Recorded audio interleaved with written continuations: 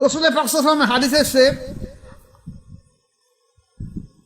আর শাইখু ফি কাউমিহি কান নাবিয়্যু ফি উম্মতি, অর্থাৎ উম্মতের মধ্যে নবীর যে ভূমিকা, আপন মুরিদের মধ্যে শায়েখ বা পীরের তেমনই ভূমিকা। তাহলে একজন মাশায়েখের দায়িত্বটা কি?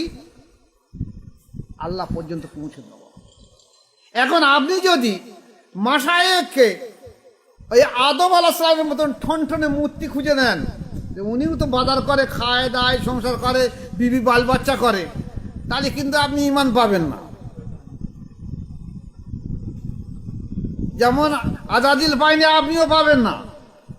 আর যদি কোনো মানুষ কোনো আল্লাহর ওলির কাছ থেকে ধ্বংস হয়ে যায়, সে এই বাহ্যিক অবয়ব দেখেই ধ্বংস হয়ে যাবে, জাহান্নামে হয়ে যাবে, সে ভিতরটা দেখবে না। তাই